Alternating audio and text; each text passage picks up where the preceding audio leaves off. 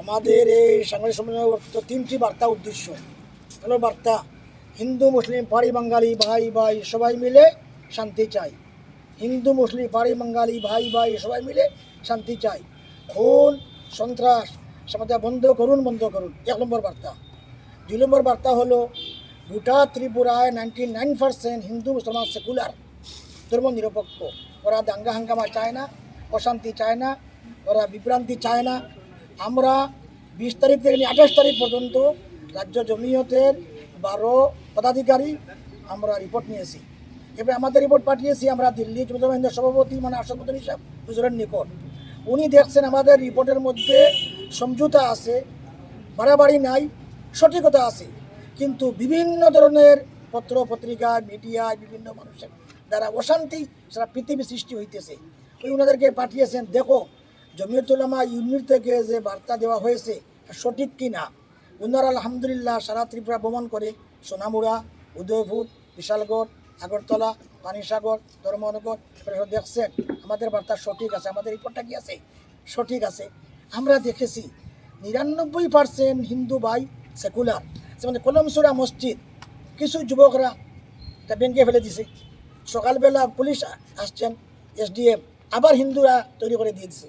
তৈরি করে আমাদের কৈলাসরে কিছু উত্তেজিত ছেলেরা মন্দির ভেঙে ফেলছে।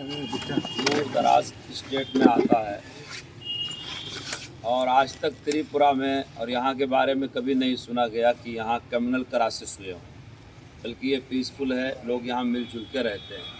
इधर कई दिनों से त्रिपुरा की तरफ से बहुत सारी खबरें, बहुत सारी न्यूज़ फैल रही है कि जैसे कि यहाँ फसाद हो रहा है, गड़बड़ हो रहा है, मारकाट हो रही है। हमारी ऑफिस जमीयतुल उलमा हिंद दिल्ली को भी ऐसी न्यूज़ पहुंची। हमारे प्रेसिडेंट हज़रत मौलाना सैयद अरशद मदनी दामद बरकातुहूम ने यहाँ की स्टेट प्रेसिडेंट मौलाना तैयबुर रहमान साहब के पास हमको भेजा और हमारे साथ अपने साहबजादे मौलाना अजहर मदनी को भेजा कि हम सुनी हुई बातों पर भरोसा ना करें, बल्कि अपने आँखों से जा कर के देखें, आई विटनेस हम देख करके आएँ कि क्या हो रहा है। हम जब अगरतला एयरपोर्ट आए और आपके इस सिटी में आए तो हमको ये लोग कृष्णा मस्जिद ले गए, जिस मस्जिद को आज बरसहा बरस से बल्कि 2 पीढ़ियों से परशुदास नामी एक गैर मुस्लिम हिफाजत कर रहे हैं। जिस दिन कुछ लोगों ने उसको नुकसान पहुंचाना चाहा, उसका CC कैमरा तोड़ा, उसका शीशा तोड़ा, उस दिन भी वहाँ कोई मुसलमान नहीं था, परशुदास जी ने ही उनको वहाँ से हटाया और भगाया।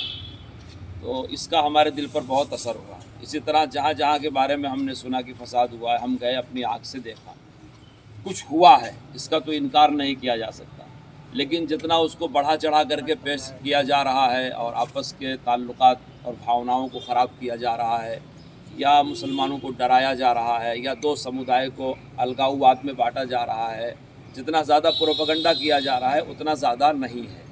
हमने अपनी आँख से कई मस्जिदें देखी जो लोगों ने जला दिया था, और 99%, 95% या कहिए 100% ऐसी हो गई, 3-4 मस्जिदें की नमाज़ पढ़ने के लायक नहीं।